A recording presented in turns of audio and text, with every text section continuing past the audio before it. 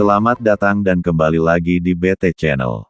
Keberhasilan pembalap Gresini, Fabio Di Giannantonio, naik podium kampiun MotoGP Qatar 2023 di sirkuit Lusail, tanggal 19 November tak sebanding dengan masa depannya di kelas Premier.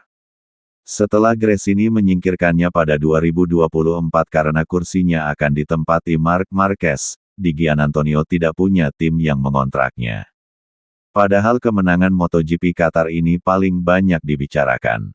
Pasalnya, pembalap yang akrab disapa Di Gia itu semula berada di posisi kedua, di belakang Francisco Bagnaia Ducati ketika diisukan sedang mendapat kode mapping 8 untuk membantu Bagnaia juara. Meski begitu, Di Giannantonio mengabaikan pesan tersebut.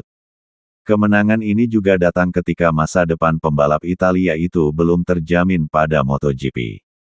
Meski sempat ada pembicaraan untuk menggantikan Marquez di Repsol Honda, nampaknya menemui jalan buntu.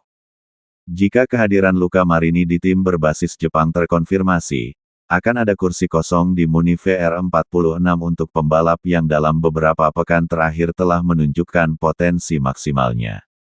Sementara itu, Di Giannantonio dalam wawancaranya dengan La Gazzetta dello Sport mengakui bahwa hasil ini merupakan jawaban atas seluruh pihak yang meragukannya.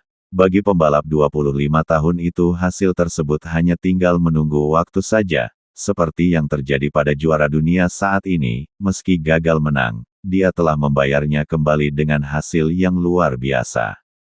Jika orang-orang di sekitar Anda percaya kepada Anda, mereka bisa melakukan apa saja, kata Di Giannantonio dilansir dari Motosan. Setelah 2 musim yang sulit pada MotoGP, Di Giannantonio mengambil kesempatan untuk menang meski dia menyadari Bagnaia juga butuh kemenangan untuk menguatkan posisinya di puncak klasemen. Saya ingin menjadi egois. Setelah melewati garis finish, Di Giannantonio mendapat ucapan selamat dari rekan satu tim dan rivalnya di lintasan, termasuk Bagnaia, Enea Bastianini, atau rekan setimnya, Alex Marquez. Itu adalah pemandangan yang tidak saya duga. Artinya saya serahkan sesuatu kepada masyarakat, kepada rival saya, kepada pasangan hidup saya, karena pada akhirnya kami semua tumbuh bersama, tutur Di Giannantonio. Saya tidak menghubungkannya dengan kemenangan, tetapi itu tetap ada di hati saya. Zarco, misalnya, menulis pesan yang indah kepada saya. Dia tidak berhutang atau mengharapkannya kepada saya, aku Di Giannantonio. Namun, kemenangan itu tidak mengubah nasibnya di Gresini Racing. Tempatnya di tim Italia akan diberikan kepada Marquez. Saya tidak suka membicarakannya. Bagi saya hal itu tidak ditangani dengan baik oleh tim. Ada desakan untuk mengontrak Alex, ujar Di Giannantonio. Kisah Mark memang janggal, ia juara dunia 8 kali. Namun dalam jangka pendek ia tidak membuahkan hasil karena kelelahan Honda. Ini lebih merupakan operasi pemasaran.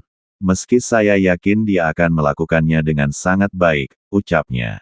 Pilihan untuk beralih ke Repsol Honda sangat nyata pada saat itu, meskipun akhirnya hancur. Itu sungguh tidak nyata. Maklum saja, Honda berada dalam masa sulit, dan keputusan untuk mendatangkan pembalap muda mungkin membuat mereka takut, tutur Di Giannantonio. Saya akan senang, saya yakin ini akan membantu dan akan menjadi tantangan besar. Namun, dia berterima kasih kepada Alberto Puig atas ketertarikannya. Bagi saya itu tampak transparan dan tulus. Kembali lagi ke balapan Qatar, hal serupa terjadi pada tahun 2006 antara Valentino Rossi dan Tony Elias.